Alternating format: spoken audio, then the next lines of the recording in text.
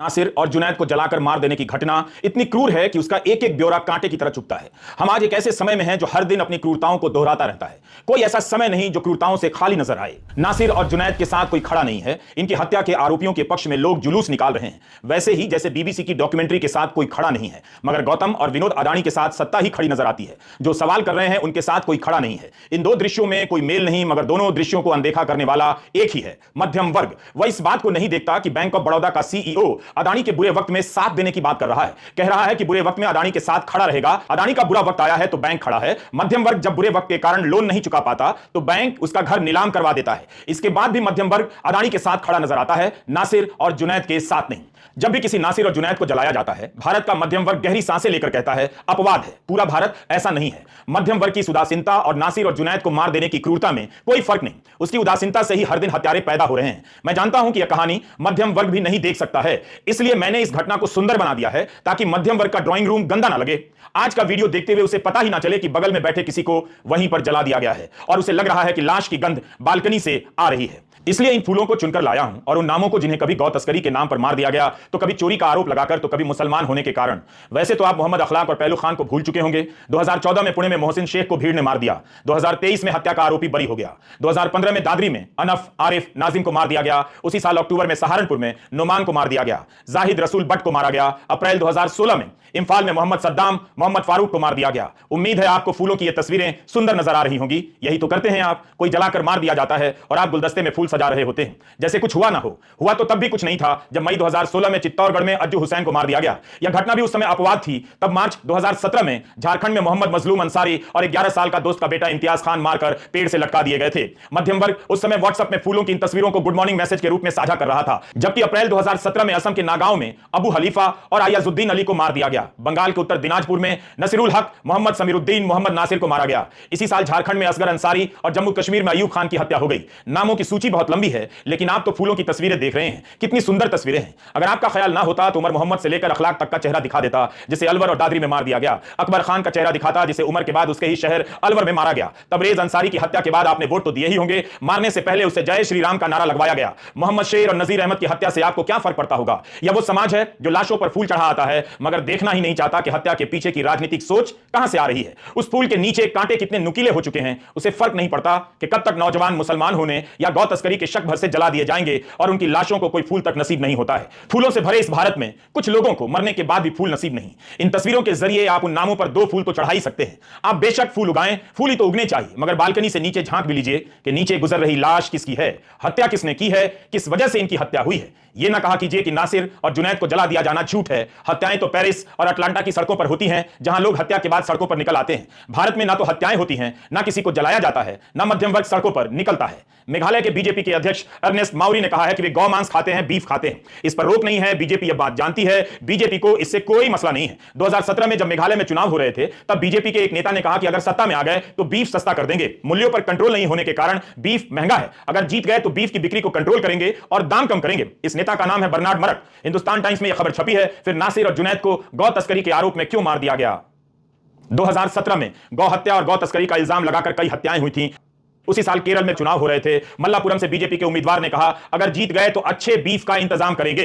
उन्हें पार्टी से तो नहीं निकाला गया। फिर नासिर और जुनैद को क्यों मार दिया गया? इसी साल बीजेपी के प्रदेश अध्यक्ष के राजशेखरन ने प्रणय रॉय से कहा था कि केरल में बीफ खाना कोई मुद्दा नहीं है और उन्हें इससे ऐतराज नहीं है। यह सब छपा है, आप भी निकालकर देख सकते हैं। 2015 में बीजेपी की राष्ट्रीय कार्यकारिणी की सदस्य शोभा सरेंद्रन ने कहा था कि बीजेपी केरल में बीफ की बिक्री और खाए जाने का विरोध नहीं करती है, लेकिन उनकी पार्टी इस बात का विरोध करती है कि स्कूल कॉलेजों में बीफ खाने का त्योहार मने, क्योंकि छात्र वहां पढ़ने जाते हैं, बीफ खाने नहीं। ऐसे कुतर्कों को भी मध्यम वर्ग ने नजरअंदाज कर दिया। इसके बाद भी हरियाणा में नासिर और जुनैद को गौ तस्करी के शक में पहले पीटा जाता है, पीट पीट कर अधमरा कर दिया जाता है और गाड़ी में आग लगाकर जला दिया जाता है। गाड़ी में जुनैद और नासिर को बांधकर डाला गया, उन्हें जलाया गया। एफआईआर राजस्थान पुलिस ने दर्ज की है। मोनू मनेसर, रिंकू सैनी, लोकेश सिंगला सहित 11 लोगों के नाम हैं। अडानी के खिलाफ आरोपों की झड़ी लग गई है, मगर छापे की कोई खबर नहीं।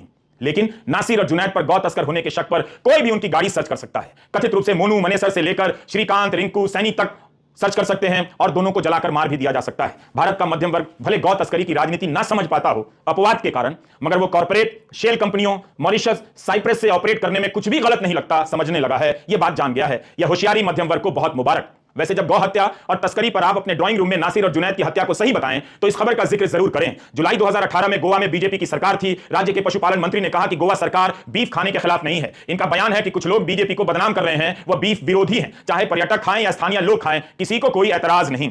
नासिर और जुनैद गौ तस्करी में शामिल नहीं थे, सिर्फ शक था मगर कुछ मिला नहीं। मीडिया रिपोर्ट के अनुसार मोनू मनेसर और उसके साथियों ने कथित रूप से इतना मारा कि अधमरा हो गया। उस हालत में पुलिस के पास ले गए तो पुलिस ने लौटा दिया। क्या कहकर लौटाया, इस पर दो तरह के वर्जन हैं। मूल बात है कि पुलिस हत्या को रोक नहीं पाई, पुलिस के रहते हत्या हो गई। भारत के मध्यम वर्ग को अदानी का ही साथ नहीं देना है, जुनैद और नासिर के हत्यारों का भी साथ देना है। आज के भारत में नासिर नजीर नहीं बन सकता, लेकिन नजीर का नसीब बन जाता है। मेरी इस लाइन को समझने में 20 साल लग जाएंगे। इसी जली हुई बोलेरो को लोहारू के लोगों ने देखा तो पुलिस को सूचना दी। लोहारू हरियाणा के भिवानी जिले का एक हिस्सा है। इस जीप में बांधकर जला दिए जाने से पहले नासिर और जुनैद जिंदा देखे गए। यहां से करीब 100 किलोमीटर दूर फिरोजपुर झिरका की पुलिस के पास इनकी हत्या के आरोपी ही लेकर गए थे कि वह गौ तस्करी के आरोप में गिरफ्तार कर ले, मगर तब तक नासिर और जुनैद को इतना मारा गया था कि उनकी हालत देखकर पुलिस ने कथित रूप से लौटा दिया। अगर पुलिस थाने में ही इन्हें मारने वालों को गिरफ्तार कर लेती, नासिर और जुनैद को अस्पताल भेज देती, तो शायद दोनों की जान बच सकती थी। हरियाणा पुलिस ने इन आरोपों की जांच के लिए एसआईटी का गठन किया है। नूंह के एसपी ने थाने से लौटाने वाले आरोपों को आधारहीन बताया है। सैनी, श्रीकांत, लोकेश सिंगला, मोनू मनेसर सहित कई लोगों के नाम एफआईआर में हैं। मीडिया रिपोर्ट के अनुसार इन लोगों ने नासिर और जुनैद की बोलेरो जीप को चेक किया, पकड़कर खूब मारा। इसलिए मारा ताकि ये बोल दे कि गौ तस्कर हैं। जब नहीं बोल पाए तब और मारा गया और इन्हें घायल कर दिया गया। 16 फरवरी की अपनी पहली रिपोर्ट में वायर ने लिखा है कि जुनैद का कई घंटे तक कुछ पता नहीं था कि कहां है। फिर पता चला कि बजरंग दल के कुछ लोगों ने अगवा कर लिया है। तब जुनैद के भाई ने लोकल पुलिस में शिकायत दर्ज कराई। द वायर के विपुल कुमार को जुनैद के परिवारों ने बताया है कि अगवा करने के बाद बजरंग दल के लोगों ने नासिर और जुनैद को मार मारकर अधमरा कर दिया और फिर हरियाणा के फिरोजपुर झिरका पुलिस के पास ले गए ताकि हरियाणा के गौ रक्षा कानून के तहत गिरफ्तार कर लिए जाएं। पुलिस ने हिरासत में नहीं लिया क्योंकि वो तब तक काफी चोटिल हो चुके थे। यही बात 19 फरवरी के हिंदुस्तान टाइम्स में संवाददाता अनिरुद्ध धर ने लिखी है। हरियाणा पुलिस ने इंकार किया है। राजस्थान पुलिस द्वारा गिरफ्तार किए गए एक आरोपी का बयान भी छपा है। रिंकू सैनी ने कहा है कि वो और उसके साथी नासिर और जुनैद को पुलिस के पास लेकर गए थे, लेकिन पुलिस ने कस्टडी में लेने से इंकार कर दिया क्योंकि तब तक दोनों को काफी पीटा जा चुका था। इसके बाद दोनों को भिवानी के लोहारू ले जाया जाता है। आरोपियों को इनके बच जाने का भय सताता है तो गाड़ी में इन्हें डालकर पेट्रोल से आग लगा दी जाती है। 16 फरवरी की सुबह इनकी बोलेरो जली हुई मिलती है और इसमें इन दोनों की लाश, गाड़ी के चेचिस नंबर से पुलिस को गांव का पता चला और पहचान हो पाई कि ये नासिर और जुनैद की लाश है। दोनों भरतपुर के हैं। जुनैद के परिवार वालों ने कहा कि इनकी पहचान मुश्किल हो गई थी, गाड़ी की चेचिस नंबर से पहचान हो पाई। दोनों को जिंदा जलाकर मार दिया गया। राजस्थान पुलिस के अधिकारी ने कहा है कि नासिर पर किसी तरह के मुकदमे नहीं थे, मगर जुनैद के खिलाफ गौ तस्करी से जुड़े कुछ मामले दर्ज थे। लेकिन इसका मतलब यह तो नहीं कि सड़क पर 4 लोग कानून अपने हाथ में ले लें, उसे सीट से बांधकर गाड़ी में आग लगा दें और जलाकर मार दें। आज के इंडियन एक्सप्रेस में पवनीत सिंह चड्ढा की रिपोर्ट छपी है। इस रिपोर्ट में बताया गया है कि राजस्थान पुलिस ने जिन लोगों को एफआईआर में अभियुक्त बनाया है वे हरियाणा पुलिस के साथ गौ तस्करों को पकड़ने के छापे में जाया करते थे, पुलिस के मुखबिर का काम करते थे। पिछले 2 महीनों में 4 एफआईआर ऐसी दर्ज की गई है जिसमें रिंकू सैनी, लोकेश सिंगला और श्रीकांत को मुखबिर के रूप में नामित किया गया है। इंडियन एक्सप्रेस में 2 पुलिस अधिकारियों के बयान भी छपे हैं। फिरोजपुर झिरका के डीएसपी सतीश कुमार का कहना है कि तीनों गौरक्षक रिंकू, लोकेश, श्रीकांत पुलिस को संदिग्ध गौ तस्करों की सूचनाएं देते रहे हैं। उनकी भूमिका सूचना देने तक ही सीमित है, कभी-कभी पुलिस के साथ गवाही भी देने जाते हैं। नूंह के एसपी वरुण सिंगला का कहना है कि ये स्वयंभू गौरक्षक हैं, इनसे ताल्लुक इतना ही है कि ये खुफिया जानकारी देते हैं जिस पर कार्रवाई होती है। कुछ खास मामलों में पुलिस के साथ गवाही देने जाते हैं। सेल्फ स्टाइल गौरक्षक, स्वयंभू गौरक्षक घोषित किया गया है, या हरियाणा का कानून ही ऐसे लोगों को गौरक्षक की मान्यता देता है। इसके लिए 2021 में हरियाणा में जो टास्क फोर्स बनी उसे समझने की जरूरत है। Special cow protection task force कहते हैं। इसमें गौ रक्षक दल और पुलिस को एक मंच पर लाया गया। क्या इस कानून ने ऐसे नौजवानों का उत्साह बढ़ाया जो गौ रक्षा के नाम पर कानून हाथ में लेने लगे? 6 अगस्त 2016 को प्रधानमंत्री मोदी का दिया एक बयान याद दिलाना चाहता हूं, जिसे लगता है प्रधानमंत्री खुद भूल गए या फिर उनकी पार्टी की सरकारें भूल गई। उस वक्त गौ मांस की तस्करी के आरोप में कई हत्याएं हो गई थी। तब प्रधानमंत्री नरेंद्र मोदी ने कहा था, और यह बयान है 6 अगस्त 2016 का। प्रधानमंत्री के शब्द हैं कि कभी कभी ये जो गौ रक्षा के नाम पर कुछ लोग अपनी दुकानें खोलकर बैठ गए हैं, मुझे इतना गुस्सा आता है। गौ रक्षक अलग हैं, गौ सेवक अलग हैं।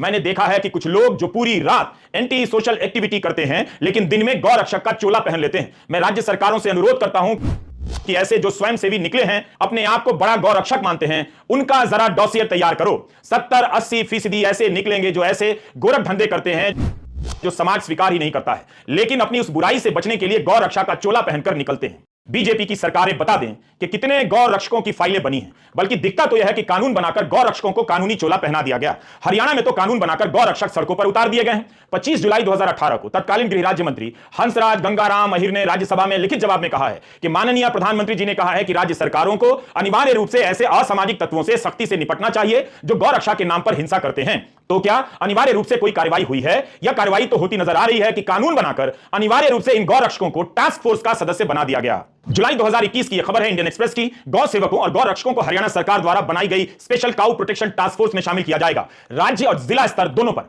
एक्सप्रेस ने लिखा है कि इनके काम होंगे गौ तस्करी और हत्या पर रोक लगाना, आवारा मवेशियों का पुनर्वास करना, गौ तस्करों के खिलाफ कानूनी कार्रवाई करना, गौशाला के लिए जमीन का बंदोबस्त करना इनका काम है। क्या मध्यम वर्ग अपने बच्चों को इस टास्क फोर्स में भर्ती कराना चाहेगा? केवल गांव कस्बे के लड़के ही यह महान काम क्यों कर रहे हैं? पब्लिक स्कूलों के लड़कों को भी अनिवार्य रूप से लगा दीजिए। क्या आप गौ रक्षा के नाम पर अपने बच्चों को हत्यारा बनाना चाहेंगे? Centre for monitoring Indian economy के आंकड़ों के अनुसार देश में सबसे अधिक बेरोजगारी हरियाणा में है।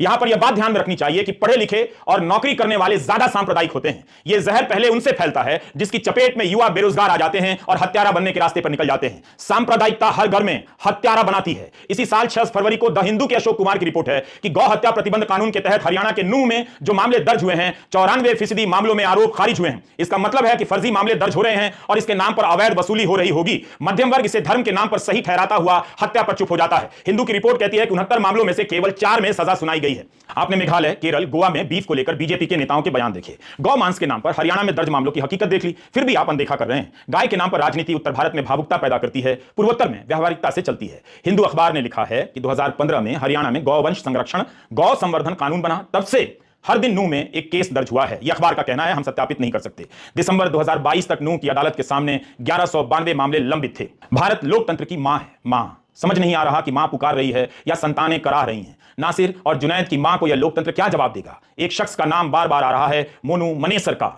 मोनू का अपना YouTube चैनल है, 2 लाख सब्सक्राइबर बताए जाते हैं, फेसबुक पर 80,000 से अधिक फॉलोअर बताए जाते हैं, ट्विटर पर ब्लू टिक हासिल है। इनके बारे में मीडिया रिपोर्ट है कि अपने वीडियो में हिंसा की बातें करते हैं, हिंसा का वीडियो डालते हैं। द वायर के विपुल कुमार ने अपनी रिपोर्ट में लिखा है कि हरियाणा के नूंह इलाके में कुछ दिन पहले वारिस नाम के एक शख्स की हत्या हुई। वारिस के परिवार ने मोनू मनेसर और बजरंग दल के अन्य सदस्यों पर लिंचिंग के आरोप लगाए। पुलिस ने कहा कि वारिस की मौत सड़क हादसे में हुई। मौत से पहले वारिस का एक वीडियो मोनू ने फेसबुक पर डाला। इस वीडियो में वारिस चोटिल दिख रहे थे लेकिन बोल पा रहे थे। बाद में यह पोस्ट डिलीट कर दी गई। आए दिन भारत सरकार YouTube चैनल बंद कर देती है, मगर उसकी नजर से ऐसे चैनल कैसे चूक गए? YouTube के जानकार तो ऐसे कई चैनल होने का दावा कर रहे हैं जिनमें हिंसक बातें की जा रही हैं, जिसे हजारों लोग देख रहे हैं। मोनू अक्सर पुलिस वालों के साथ फोटो भी डालता रहा है। हिंदू अखबार में खबर छपी है कि हरियाणा सरकार लाइसेंस कैंसिल करेगी, लेकिन इतने दिनों से क्यों नहीं दिखा? क्या हरियाणा सरकार के पास भारत सरकार का वो पत्र नहीं पहुंचा जिसे 4 जुलाई और 23 जुलाई 2018 को सभी राज्यों को भेजा गया था, जिसमें लिखा है कि वे गौ रक्षा के मामले में हिंसा की संभावना वाली ऐसी प्रवृत्तियों को शुरुआत में पता लगाने के लिए उन पर नजर रखें, उनसे कारगर ढंग से निपटें। इन निर्देशों का क्या हुआ? मोनू मनेसर के खिलाफ कार्रवाई क्यों नहीं हुई? 2022 में बूम लाइव में आलिशान जाफरी और विपुल कुमार ने लिखा है कि 2021 में मेवात में आसिफ नाम के जिम ट्रेनर की हत्या हुई। इस हत्या के आरोपियों को छुड़ाने के लिए एक महापंचायत हुई जिसमें मोनू मनेसर का गुणगान किया गया था। मध्यम वर्ग की चुप्पी उसे हत्या में शामिल करा रही है, उसके अपने लड़कों को हत्यारा बना सकती है। इसलिए मध्यम वर्ग से सवाल होना चाहिए, क्या मध्यम वर्ग भी नासिर और जुनैद की हत्या में शामिल है? आप इसे केवल नासिर और जुनैद के एंगल से मत देखिए। हथियारों और हिंसक सोच से लैस संगठन, इनके धार्मिक नेता, इन संगठनों से जुड़े सैकड़ों नौजवान एक समानांतर सेना में बदलते जा रहे हैं। इन्हें राजनीतिक दल, वोट के कारण और राज्य का संरक्षण भी मिल रहा है। यह संगठन एक दिन आपके लिए भी भारी पड़ेगा मध्यम वर्ग जी। गोदी मीडिया या स्थानीय चैनल या हिंदी के अखबार इन नौजवानों को हीरो बनाते हैं। खलनायक कभी नायक नहीं बन सकता। मोनू मनेसर फरार है, गिरफ्तार नहीं हुआ है। और न्यूज की शिंजनी मजूमदार ने मोनू मनेसर पर विस्तृत रिपोर्ट लिखी है। शिंजनी ने बताया है कि उसने सोशल मीडिया पेज पर कई ऐसी तस्वीरें डाली हैं जहां उसके साथी चोटिल लोगों को बालों से पकड़कर खड़े हैं और इल्जाम लगा रहे हैं कि ये गौ तस्कर हैं। ऐसे वीडियो भी हुए हैं जिन्हें हम नहीं दिखा सकते, जिनमें जय श्री राम के नारे लगाते हुए ट्रकों और गाड़ियों पर गोलियां चला रहे हैं। इसे जिले की डिफेंस टीम का सदस्य पुलिस नहीं बनाया है। शिंजनी ने अपने ट्विटर थ्रेड पर पुलिस अफसरों के साथ मोनू की तस्वीरें डाली हुई हैं, जिनसे पता चलता है कि किस तरह से स्टेट और पुलिस का आशीर्वाद मिला है। मोनू ने अपने सोशल मीडिया पर अमित शाह, अनुराग ठाकुर, दिवंगत अरुण जेटली के साथ भी तस्वीरें डाली हुई हैं। किसी को उकसाकर नायक नहीं बनाया जा सकता है। गलत रास्ते पर चलने वालों के लिए जो लोग ताली बजा रहे हैं वो खुद तो अपना घर सजा रहे हैं और मोनू जैसों को हिंसा के रास्ते पर धकेल रहे हैं। यहां हत्या केवल नासिर और जुनैद की नहीं हुई है, उन नौजवानों की भी हुई है जो इस हत्या में शामिल बताए जा रहे हैं या जो असली आरोपी हैं। जीवन भर ये नौजवान इन आरोपों से भागते रहेंगे। बहुत पहले बूम लाइव के लिए आलिशान जाफरी और विपुल कुमार ने लंबी रिपोर्ट लिखी थी गौरक्षा पर। इसमें बताया है कि एक नाम जो सभी गांव वाले लेते हैं वो मोनू मनेसर है। आलिशान और विपुल ने मोनू मनेसर के कई वीडियो का विश्लेषण कर यह रिपोर्ट लिखी।